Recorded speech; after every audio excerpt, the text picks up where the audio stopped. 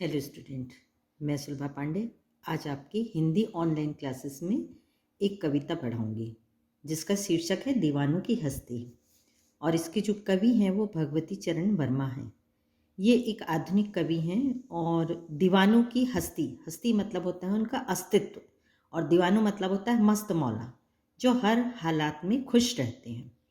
इस कविता का सार ये है कि कवि इसमें ये संदेश देना चाहा है, कवि खुद को मतलब एक प्रस्तुत किया है नायक के रूप में कि हम दीवानों के रूप में ऐसी जगह जाते हैं जो व्यक्ति दुखी हैं, अभाव में जी रहे हैं, जिनके जीवन में दुख दर्द है, तो वो उनके पास जाना चाहते हैं और उनके जीवन में खुशियाँ लाना चाहते हैं। वो हर हाल में लोगों को खुश रखना चाहते हैं, भले ही वो अभाव में क्यों ना हो। चलिए पहले कविता पाठ करते हैं और उसके बाद फिर हम कविता का अर्थ स्पष्ट करेंगे। हम दीवानों की क्या हस्ती है, आज यहाँ कल वहाँ चले, मस्ती का आलम साथ चला, हम धूल उड़ाते जहाँ चले। आए बनकर उल्लास अभी, आंसू बनकर बह चले अभी, सब कहते ही रह गए अरे तुम कैसे आए कहाँ चले।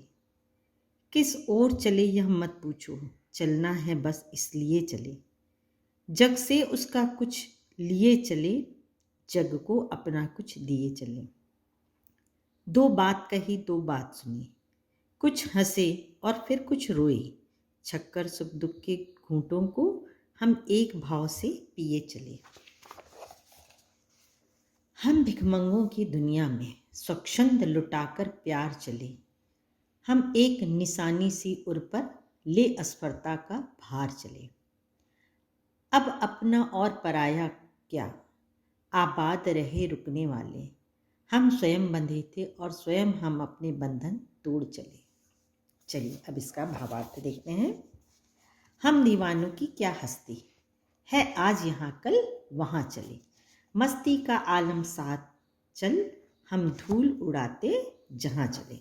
हम दीवानों की क्या हस्ती, हम तो मस्त मौला लोग हैं, हमारी क्या हस्ती है, हमारा क्या अस्तित्व है।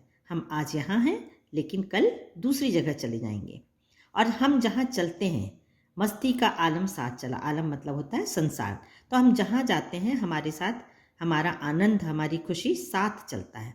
हम धूल उड़ाते जहाँ चले, धूल उड़ाते मतलब होता है कि हम जहाँ गम है, उदासी है, अभाव है, उसको दूर करते चलते हैं। आए बनकर उल्लास अभी, आंसू बनकर बह चले अभी, सब कहते ही रह गए अरे तुम कैसे आए कहाँ चले। हम उल्लास बनकर आए, उल्लास मतलब खुशियों का संदेश लेकर आए थे, लेकिन जाते समय हम क्या बन गए, आंसू बन गए। क्यों बन गया कवि आंसू, इसलिए कि जब तक के कवि था या जब तक ऐसे लोग रहते हैं जो आते हैं और जिनके आने से हमें खुशियाँ मिलती हैं, उसके जाने के बाद फिर से वही उदासी, वही एक एकाकीपन, वही अभाव रहने से वो फिर से दुखी हो जाता है। सब कहते ही रह गए अरे तुम कैसे आए कहाँ चले। और जिन लोगों के जीवन में खुशियाँ आई थी वो ये सोचते रह गए अरे तुम अभी तो आए थे खुशियाँ लेकर और फिर कैसे चले गए। किस ओर चले यह मत पूछो, चलना है बस इसलिए चले। हमसे ये मत पूछो कि हम कहाँ जा रहे हैं, हमारा कोई निश्चित ठिकाना नहीं रहता, जग से उसका कुछ लिए चले, जग को अपना कुछ दिए चले। जग मतलब होता है संसार, हम जिस जगह जाते हैं उस जगह से उनकी बातें सुनते हैं, उनका दुख सुनते हैं और उनका दुख लेकर और बदले में उनको खुशियाँ देते हैं। दो बात कही दो बात सुनी, कुछ हंसे और फिर कुछ रोए। दो बात हम अपनी बताते हैं, कुछ दुख सुख दुख उनका सुनते हैं, कुछ हंसते हैं कुछ पल, और कुछ पल हम उनकी दुख भरी बातों से दुखी भी हो जाते हैं। छक कर सुख दुख के घूंटों को हम एक भाव से पिए चले। छक्कर मतलब तृप्त होते तक के, संतुष्ट होते तक हम उनके सुख दुख को सुनते हैं और हम सुख और दुख जीवन में एक भाव से ग्रहण करते हैं। तो मनुष्य को भी जीवन में कभी भी दुख आए तो बहुत ज़्यादा अफसोस, बहुत ज़्यादा डिप्रेस, बहुत ज़्यादा अवसाद में नहीं जाना चाहिए, क्योंकि जीवन का पहलू ही है कि आज सुख है तो कल दुख होगा, आज रात है तो कल दिन होगा, और ये क्रम चलता ही रहेगा। तो कभी ये संदेश देता है कि हमें दुख में बहुत ज़्यादा दुखी नहीं होना चाहिए, बल्कि उस समय हमें और गंभीरता से अच्छी बातें सोचकर और दुख का डट कर सामना करना चाहिए। हम भिखमंगों की दुनिया में स्वच्छंद लुटाकर प्यार चले, हम एक निशानी सी उर पर ले असफलता का भार चले। भिखमंगों का कहने का मतलब है कि दुख दर्द से भरी दुनिया में स्वच्छंद लुटाकर प्यार चले। हम अपना भरपूर प्यार उनको देते हैं, अपनी खुशियां देने की कोशिश करते हैं। हम एक निशानी सी उर पर मतलब हृदय पर, निशानी मतलब एक चिन्ह, एक याद हमारी क्या होती है, असफलता का भार चले। कवि क्यों बोल रहा है कि असफलता का भार लेकर जाता है? वो तो खुशियां देने आया था, लेकिन जाते समय पूरा प्यार लुटाया, खुशियां दिया, लेकिन जब जाता है वो, तो उसके एक मन में बोझ रहता है, असफलता का बोझ रहता है। वो क्यों रहता है? उसे पता रहता है कि जब तक वो है तब तक की यहाँ पर खुशियाँ हैं, जब वो चले जाएगा तो फिर से लोग उसी दुख, उसी अभाव, उसी एकाकीपन से फिर से दुखी हो जाएंगे, और ये कवि को बड़ा कष्ट देता है।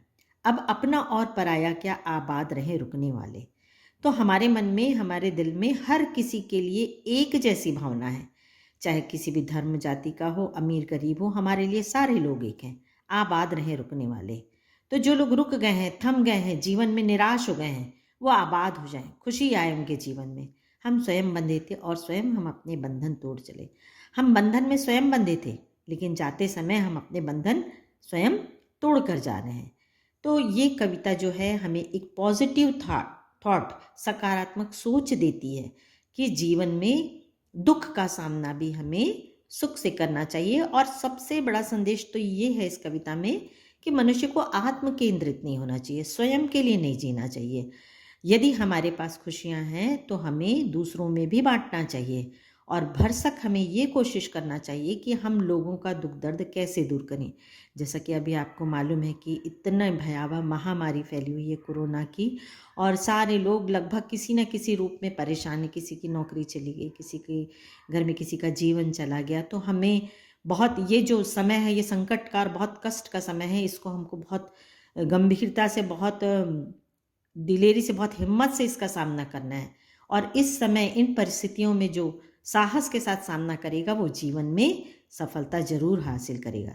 हमें केवल अपने लिए नहीं, बल्कि हमारे आसपास में, हमारे जान पहचान में जो लोग भी इस तकलीफ से हैं, हम जिस तरीके से हम उनकी मदद कर सकते हैं, भले ही हम उनके साथ बैठकर उनकी बातें सुनकर उनका दुख हल्का करें, हमें ये अवश्य करना चाहिए। यही कविता का संदेश है। Thank you.